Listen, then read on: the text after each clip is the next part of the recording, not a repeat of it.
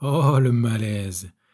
Cette bouillie de couleurs flashy qui bave, ça donne un peu la gerbe, non? Stop à la sursaturation des photos. On va voir ça ensemble plus en détail dans le guide de la photo ratée. Allez, c'est parti.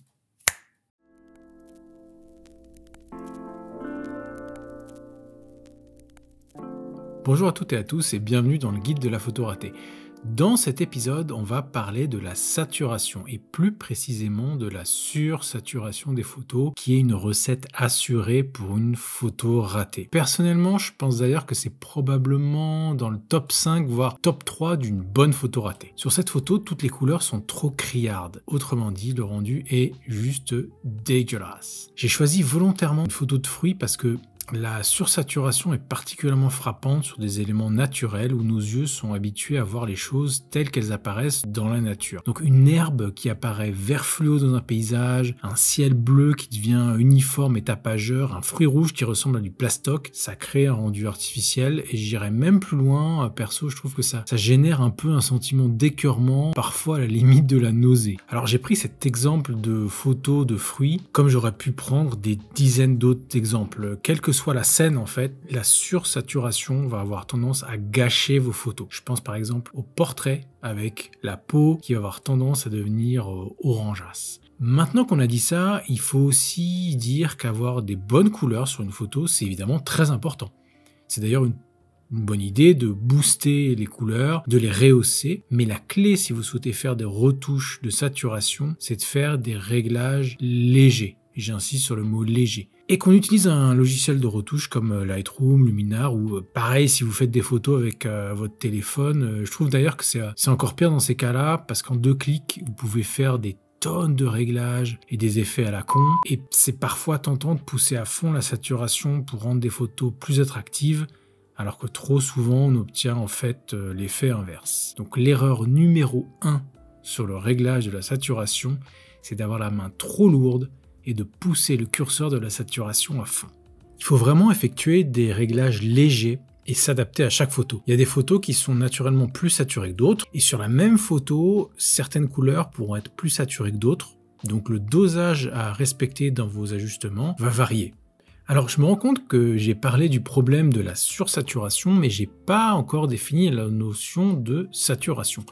Qu'est-ce qu'on entend par saturation ? La saturation, c'est une des 3 caractéristiques clés pour caractériser et décrire une couleur en photo. Vous avez sans doute déjà entendu parler du modèle TSL, HSV en anglais, T comme teinte, pour faire simple la teinte c'est la couleur de base, S pour saturation et L pour luminosité, le degré d'éclaircissement ou d'assombrissement d'une couleur. La saturation, ça définit l'intensité d'une couleur, sa pureté. J'ai par exemple ici pris 3 couleurs à différents degrés de saturation. À gauche, à un degré de 100% de saturation, la couleur pure, au milieu à 50% de saturation et à droite à 25% de saturation. On parle bien ici de la même couleur, la teinte est la même, mais à un degré différent de saturation. Et on voit bien que moins la saturation est forte, moins la couleur est intense. On se retrouve avec des couleurs un peu plus grisâtres, ce qui est tout à fait logique parce que la saturation à 0% d'une couleur, ça donne un niveau de gris, donc plus de couleur du tout. Et c'est exactement ce qui se passe sur nos photos. On peut se retrouver avec des couleurs bien saturées qui vont ressortir, ou à l'inverse, des photos un peu plus molles, entre guillemets, avec des couleurs plus ternes. On va maintenant passer au tuto pratique que je vais faire dans Lightroom. Voilà notre photo avant retouche de la saturation. Pour booster les couleurs, je vais vous montrer 2 choses. La première, c'est d'allier le réglage de la saturation au réglage de la vibrance. Et la deuxième, c'est de faire des retouches des couleurs localisées. Première méthode, saturation et vibrance. C'est 2 réglages qu'on retrouve en bas du panneau des retouches de base, donc 2 curseurs d'ajustement distincts. On a vu ce qu'était la saturation, mais du coup, c'est quoi la vibrance ? Alors, contrairement à la saturation, la vibrance, c'est pas un terme de colorimétrie scientifique ou photographique, c'est un concept développé par Adobe pour une édition précise des couleurs dans Lightroom et Photoshop, et ce concept a été depuis largement repris par d'autres éditeurs de logiciels ou d'applications de retouche. La différence, c'est que le curseur de la saturation va impacter l'ensemble des couleurs de la photo, et ça sans distinction. Et c'est pour ça que je disais un peu plus tôt d'absolument éviter d'avoir la main trop lourde sur ce réglage. La vibrance, on peut l'avoir comme un genre de saturation intelligente, entre guillemets. Ça intensifie les couleurs, mais d'une façon sélective. Plus précisément, la vibrance va booster les couleurs pâles, donc les couleurs les moins saturées de la photo, et laisser les couleurs très saturées de côté pour éviter de sursaturer des couleurs qui sont déjà très intenses. Ça permet donc des retouches plus subtiles, et c'est d'ailleurs très efficace en portrait pour préserver les tonalités de la peau.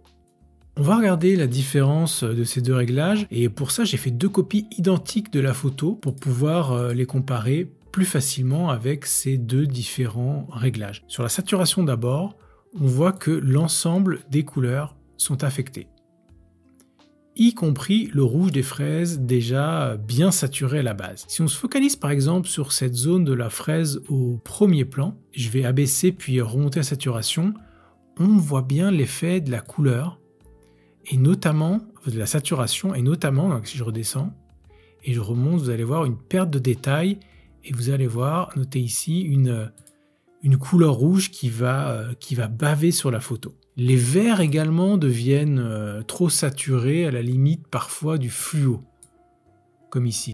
La couleur orange était moins saturée à la base que le rouge, mais à saturation max, on a un rendu quand même criard. Et en zoomant, sur deux zones d'ailleurs, j'ai remarqué, ici ou un peu plus haut ici, on voit qu'on a des zones qui deviennent quasiment rouges. On va maintenant regarder du côté de la vibrance. Donc je vais aller prendre la deuxième photo et on va pousser le curseur de la vibrance au max.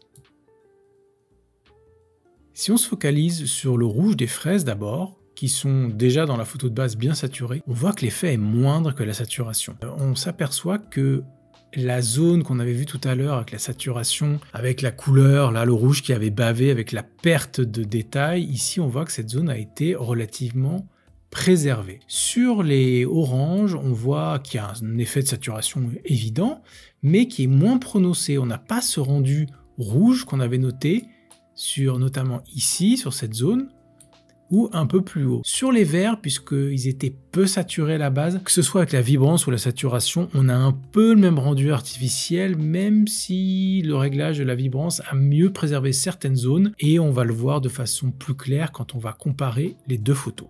À gauche, la photo qu'on a saturée à mort, et à droite, la photo sur laquelle on a poussé la vibrance à fond. Alors le premier constat, c'est que dans les deux cas, on a un rendu trop saturé, ça c'est clair. Et c'est logique d'ailleurs, puisqu'on a poussé le réglage de la saturation et de la vibrance à l'extrême, donc au cas où vous auriez eu un petit doute, ne jamais pousser ces réglages au max si vous voulez éviter un résultat complètement artificiel. Et si on regarde en détail le rendu des trois couleurs principales de cette photo, on a quand même des différences intéressantes.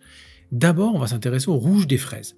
On a clairement une préservation de la couleur bien meilleure avec le réglage de la vibrance. À gauche, on voit qu'on a une perte de détail avec la saturation qu'on n'a pas avec la vibrance. Au niveau de la couleur orange, côté saturation, on l'a vu tout à l'heure, on a un rendu qui tire un peu vers le rouge, alors que côté vibrance, on a quelque chose qui est moins prononcé, plus correct. Sur les verts, c'est moins apparent au premier coup d'œil, et il y a une raison logique, c'est que la vibrance protège les couleurs qui ont un niveau de saturation élevé. Et sur notre photo originale, les verts sont pas très saturés, donc la vibrance va avoir un résultat relativement proche de la saturation, même si en regardant de plus près sur les zones les plus saturées, on a quand même une certaine préservation de la couleur meilleure avec la vibrance, comme par exemple ici, qu'avec la saturation. Maintenant qu'on a vu la différence de rendu, on va repartir dans notre photo de base et on va la retoucher d'une façon cohérente. C'est vrai que les couleurs ici, notamment les oranges, sont un peu ternes et qu'un petit boost de saturation serait pas mal du tout. La bonne pratique pour booster la saturation dans vos photos, ça va être d'allier la saturation et la vibrance. Je vais commencer par ajuster très légèrement la saturation parce que comme on l'a vu, ça va affecter l'ensemble des couleurs de l'image sans distinction.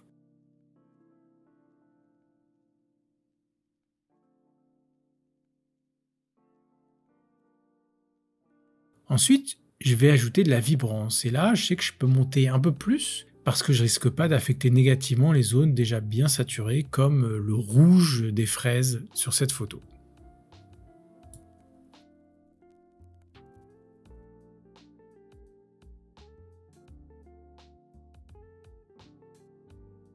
Et voilà le rendu. Si je compare le avant-après, on voit la couleur des oranges qui a bien été rehaussée, les verts également sans avoir un rendu trop artificiel, et le rouge des fraises qui a bien été préservé et qui n'est pas sursaturé. Donc la bonne pratique, pour résumer, c'est de jouer sur les deux réglages en parallèle en ayant la main particulièrement légère sur la saturation. Ça, c'était la première méthode d'ajustement. Et je vais vous montrer une deuxième méthode qui permet des ajustements localisés par couleur, ce qui vous permettra d'être encore plus précis. Alors, pour faire l'exemple de ces réglages localisés, je suis reparti de la photo initiale sans aucune retouche de la saturation. Ça se passe au niveau du panneau TSL/couleur ici. Dans notre exemple, on va s'attaquer uniquement à la saturation et on va commencer par la couleur orange, puisque dans ces photos, c'est la couleur qui est la plus fade. Tout simplement, je vais pouvoir ajuster la saturation d'une façon localisée uniquement sur la couleur orange. Je vais booster la saturation de l'orange et on voit bien dans ces cas-là que seule la couleur orange va être affectée par cette correction de la saturation. Donc c'est un réglage vraiment très intéressant parce qu'il est évidemment beaucoup plus précis que le réglage global de la saturation. Je vais aller réinitialiser le réglage de la saturation de la couleur orange pour vous montrer une autre façon encore plus précise de sélectionner la couleur à saturer. Pour être encore plus précis au niveau de la sélection de la couleur à saturer, il y a un outil magique que je trouve d'ailleurs pas forcément très mis en valeur dans Lightroom. C'est en cliquant sur cette icône ici. L'idée, c'est d'aller sélectionner une couleur dans la photo directement pour ajuster sa saturation. Donc je vais aller cliquer sur l'icône, ensuite sélectionner une zone orange et tout simplement en cliquant sur la zone et en jouant avec ma souris, je vais pouvoir aller pousser la saturation. Et vous remarquez sur la droite, au niveau des sliders, que finalement l'ajustement se fait sur l'orange et également le jaune. Parce que cette couleur, comme beaucoup en fait, c'est un mélange de couleurs. Donc en l'occurrence ici, un mélange d'orange et de jaune. Donc c'est un outil, une fonctionnalité beaucoup plus précise que d'aller choisir une seule couleur. C'est très utile si vous avez une zone assez mélangée en termes de couleurs, ce qui arrive en fait très souvent. C'est rare d'avoir un pur rouge, un pur orange, un pur jaune, un pur bleu, donc c'est souvent des mélanges en fait. Et donc ça vous permet d'aller ajuster précisément la saturation d'une couleur en la sélectionnant dans l'image. Et d'ailleurs, en passant, ça fonctionne de la même façon pour régler la teinte et la luminance. Donc pour tous les réglages précis de couleurs, c'est vraiment une fonctionnalité très intéressante. Sur le rouge, allez, juste pour le fun, on va aller ajuster très légèrement la saturation puisque je trouve que le rendu du rouge au niveau des fraises est déjà assez saturé. Donc on va y aller très légèrement. Et sur le vert, voilà ce que ça donne au niveau du réglage au max. Juste pour montrer l'exemple, on dirait un peu du chewing-gum à la chlorophylle. Donc je vais aller abaisser ça pour avoir un rendu plus naturel et plus cohérent. Donc je vais aller abaisser la saturation de cette façon. Au niveau du rendu final, un petit coup d'œil au niveau du avant-après. Cette méthode d'ajustement localisé des couleurs, ça m'a permis d'avoir plus de latitude pour rebooster la saturation de la couleur orange sans impacter négativement les autres couleurs. Donc le panneau de réglage TSL couleur, vraiment très recommandé pour faire des ajustements localisés et précis sur vos couleurs et notamment sur la saturation. Voilà, vous savez tout, ou presque, ou en tout cas suffisamment sur la saturation et le risque de sursaturation de vos photos pour ne plus tomber dans ce piège. On se retrouve très vite pour un nouvel épisode dans le guide de la photo ratée. Et n'oubliez pas le plus important, il n'y a pas qu'une seule façon de réussir une photo, mais 1000 de la rater. Allez, salut à tous!